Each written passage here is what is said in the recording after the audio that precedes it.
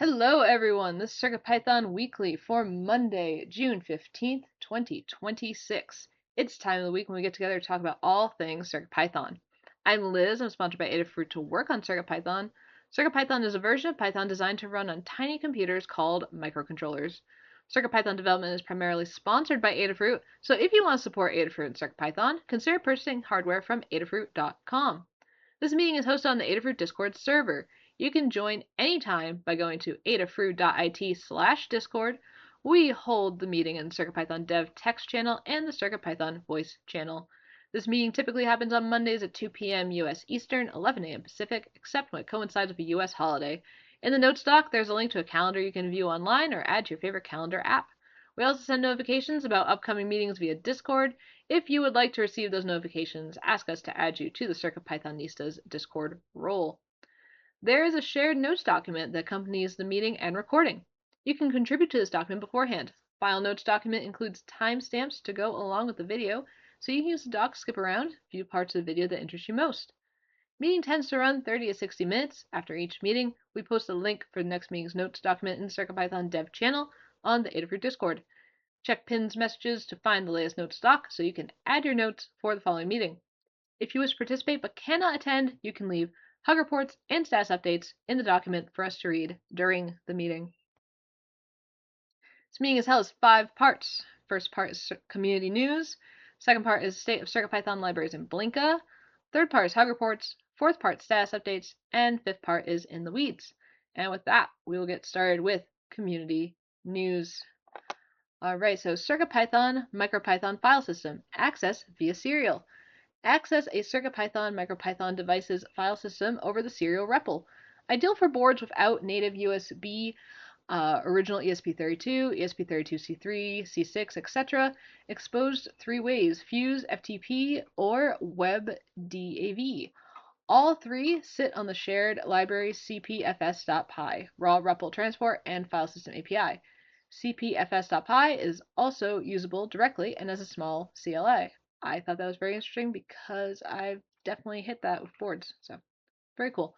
And then project of the week, examples for CircuitPython on PicoPad. Maker class updated a set of examples for CircuitPython on PicoPad. Verified functionality for CircuitPython 10. Overall, there are already more than 30 examples. And then, not necessarily CircuitPython, but I think really cool, Linux on FruitJam. There's Playground Note. Definitely check it out. And these news items and more are available in our weekly Python for Microcontrollers newsletter, which goes out via email on Monday mornings. Visit adafruitdaily.com to subscribe to the newsletter. Thanks to Anne for putting the newsletter together. If you have any Python on hardware projects to share or find content you'd like to see included, please consider contributing to the newsletter. Email cpnews@adafruit.com with a link to content. And that's community news. Next up is state of CircuitPython libraries and Blinka. This is a quantitative overview of the entire project. It gives us a chance to look at the health of the project separate from our status updates. We'll talk about the project overall, then separately discuss the core, libraries, and Blinka. So overall, there were 12 pull requests merged by 5 authors, Maker Melissa Pyclaw, Dan Halpert, Tan Newt, Mikey Sklar, and Kritish Mohapatra, and then 5 reviewers, myself, Maker Melissa, Tan Newt, Dan Halpert, Foamy Guy. There are 5 closed issues by 2 people and 4 opened by 3 people. And now we'll hear from Dan about the core. Okay, thanks. So in the past week, in the core of CircuitPython, there were 6 pull requests merged, 3 authors, Maker Melissa, acting through a Pyclaw agent, myself and Scott, 3 reviewers, myself, Tim, Foamy Guy, and Scott. And now we've got 15 open pull requests, which is great. It's well under the 25 that fit on one page. So we have room to grow, but you want to keep the number down if we can. Also in the past week, there were 4 issues closed by 1 people. I'm 1 people, I think, and 2 opened by 1 people. It may also be me, but I'm not sure. And now we've got 781 open issues, which is nice. It was over 800 for a while. We group issues into milestones. So right now we've got 8 milestones that we keep track of. There aren't any open issues for the current stable release 10.2.x.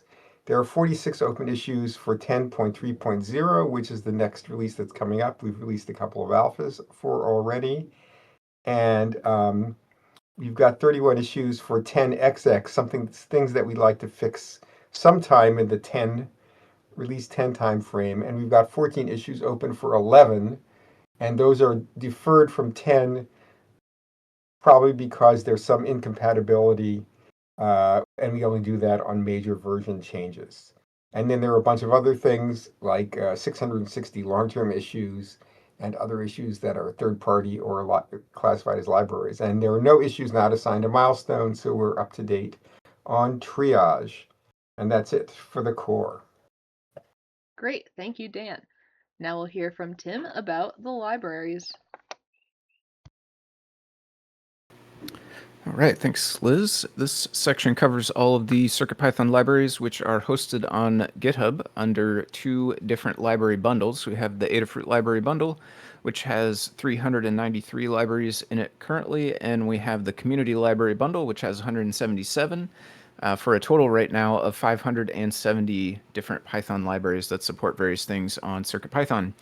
Over the past week, we had 6 pull requests merged across the Adafruit library bundle by 2 different authors, thanks to Mikey Sklar and Kritish Mohapatra. My apologies if I mispronounced the name there.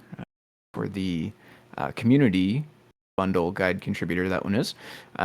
There were 3 reviewers, thanks to Maker Melissa, Liz, and myself. Of the pull requests that were merged, the oldest one was 10 days old. The newest ones were 1 day old. Lots of action in e-ink drivers. So if anyone listening to this has a CircuitPython project that runs e-ink drivers, you might check for an update on the drivers there.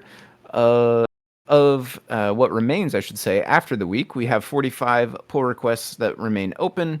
The oldest one of those is a draft that is at 1,397 days. The newest one is brand new at 1 day. Issues-wise, we had 1 issue closed by 1 person, 2 new issues opened up by 2 people, and that leaves us right now with 781 open issues. There are 2 of those right now that are labeled as good first issues. You can find those 2 and the rest listed over at circuitpython.org/contributing, which is a website where you should head if you are interested in contributing to CircuitPython on the Python side of things. When you first load that page, you will find a list of links over to GitHub to open pull requests. These are waiting for a person to review that pull request. So this tends to be the first thing we point folks towards who want to get involved but don't necessarily have a specific idea of what they want to work on. This is always good stuff to pick up. So you can click through, read up on what the pull request is, what the changes that are being proposed are, look at the code from that pull request. You can review it for syntax, spelling, functionality, etc. If you have the hardware for whatever library that is, you can go ahead and test out the proposed change and then leave a comment there on GitHub letting us know what you found when you looked over the code, as well as what you found if you were able to test it out. Once you get comfortable with that process, if you like to get leveled up to join our review team so that you can get notifications and other pointers on GitHub, we can work with you to add you to that. If you would like to submit some of your own changes, you can get started with that on the same page, circuitpython.org/contributing. Along the top, there are some navigation links. If you click over to the issues link, you will find a similar looking list of links over to GitHub, but these ones represent issues. They don't have a proposed change yet. They're waiting for a person who would like to come along and resolve whatever the issue is. It might be fixing a bug or adding a new feature, enhancement, or example to that library. So if you are interested in getting involved, again, you can kind of look through that list, find something that you're interested in, click through to GitHub, read up on what the issue is, and then submit your own PR to resolve it. We do have a Learn Guide for contributing to CircuitPython using Git and GitHub, and we also have folks who are more than happy to help you out here on Discord. So if you are trying to contribute either reviewing PRs or submitting some of your own and you're having trouble with any part of the process, just come say hi on the Discord. Let us know what you're up to, what kind of issue you're having. Somebody there will be happy to help you out. We want everyone to contribute in whatever way works best for them. And I will leave you with a new library in the community bundle is a new one for controlling 7 segments directly. We have a couple of chips that can control 7 segments, and we have drivers for those in the bundle, but this one is for raw I/O controlling. So check that out if you are interested in 7-segment devices. And that is what is up in library land. Thanks. Great, thank you, Tim. Now I will read about Blinka. Blinka is our compatibility layer for CircuitPython on single-board computers like Raspberry Pi. There were no new pull requests merged. There are currently 12 open pull requests. No issues closed or no issues open either. No news, good news. 84 open issues though currently. And then number of supported boards, 174. And that is going to do it for a state of CircuitPython libraries and Blinka. And next up is Hug Reports. So Hug Reports is a chance to highlight folks in the CircuitPython community and beyond for doing awesome things.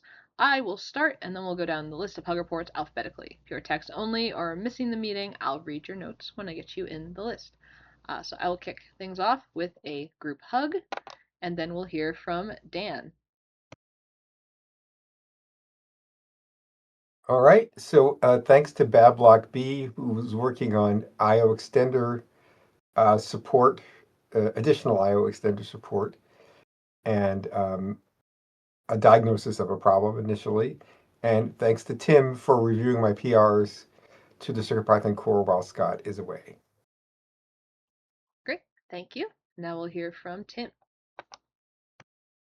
Right, I have a hug report to Dan for thanks for looking into so many issues in the core lately, especially lots of the trickier ones. As well, another hug report for pointing out an issue with the community bundle builds that is occurring. Also, thanks to Specky88 on Discord, I believe this was, who shared a project for porting the basic implementation of Linux to the Fruit Jam. That was the one linked above in the newsletter. Also, thanks to Mikey Sklar, who wrote up the playground for it. That looks like a really cool project. And I have a group hug for everyone else. Thanks. Great, thank you. And that is going to do it for Hug Reports. Next is Status Updates. Status Updates is our time to tell folks what we're up to individually. I will start and we'll go through the list of updates alphabetically. When I call on you, take a couple minutes to talk about what you've been doing since the last meeting and what you'll be doing until the next meeting. So I've been working on a CircuitPython chiptune player. It uses synth.io to play the chiptune file types that are decoded for playback. I'm using a TFT Featherwing to have a touchscreen GUI to navigate playback controls and choosing files from the SD card. I also spent some time writing a KiCad to fritzing tool that works the same way the Eagle to fritzing does. When I make fritzing parts for the product guides, the Eagle to fritzing tool is able to map a directory of SVG subparts that we have in a folder to the breadboard layout view. And I really wanted to make sure we could still leverage those parts. So there are also some specifics with how the schematic and PCB part views are rendered.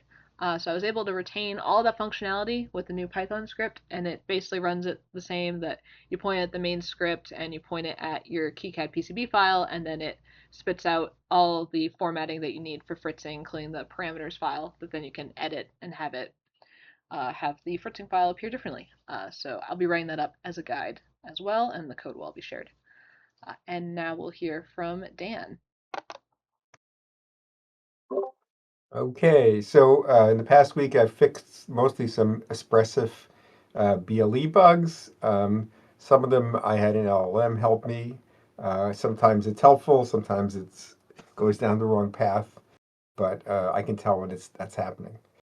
And I also fixed kind of a long-standing sort of technical debt thing that we were using interrupt handlers for DMA on the RP2XXX ports in a very old way, and we need to do it better. And again, I had an LLM read the issue and propose a solution. And after trying 2 LLMs, the second one did a much better job. And I tested it and it works, and it's merged now. And I've got plenty more bugs to work on for the 10.3.0 release. Right now I'm going to work on a problem that the Memento camera is no longer working since ESP-IDF was updated to v6.0.1. So that's clearly something we need to fix very soon. And that's it for me. Great, thank you. Now we'll hear from Tim. Right. I have been looking into the issue with the community bundle no longer building. I think I have figured that out, and I've got a couple PRs out that should resolve it. Although I will note it's difficult to tell for sure until the actions rerun afterwards. So I'll keep an eye on it after these are merged and after the actions run. If we need to follow up with anything, I will do that. One thing that I do know that I want to do is add an action to the community bundle that will check for if the person has, like whenever a PR is submitted specifically is when this will run, and it will check to make sure that the PR branch doesn't have a new folder at the same level as drivers and helpers. Because we always want the libraries to go inside of one of those, but the GitHub interface it makes it easy to miss when you're reviewing a PR that it's not in one of those. So I think an action to help catch that will be nice. So I'll work on that this week. That was one of the issues leading to our current situation, but not the only thing. Beyond that, I have been continuing work on circup run command, which we talked about a bit in the weeds last week. I have got that moved into circup, and I was able to integrate it successfully with PyTest. So this week I am going to clean up the code and get it submitted as a PR to circup. And then once that's in, I will follow up with a PR in one of the libraries to submit an actual test that shows how to integrate this. And then the main thing that I've been working on is the Raspberry Pi video feedback project. So I've got the code basically finalized for that, submitted to the Learn repo, and I am working on wrapping up the guide pages this week. So that is what I'm up to. Thanks. Great, thank you. Looking forward to that guide. There are no in the weeds topics today, so I think we can move to finish the meeting. This has been CircuitPython Weekly for June 15th, 2026. Thank you to everyone who participated. If you want to support Adafruit and CircuitPython and those of us that work on CircuitPython, consider purchasing from the Adafruit shop at adafruit.com. The video of this meeting will be released on YouTube at youtube.com/Adafruit, and the podcast will be available on major podcast services. It'll also be featured in Python for Microcontrollers newsletter. Visit adafruitdaily.com to subscribe. And the next meeting will be held next Monday, as usual, at 2 p.m. Eastern, 11 a.m. Pacific, and that'll be on June 22nd. This meeting is held in the Adafruit Discord, which you can join by going to adafruit.it/discord. To be notified about the meeting and any changes to the time or day, you can ask to be added to CircuitPythonista's role on Discord. And we hope to see you all next week. Thanks, everyone.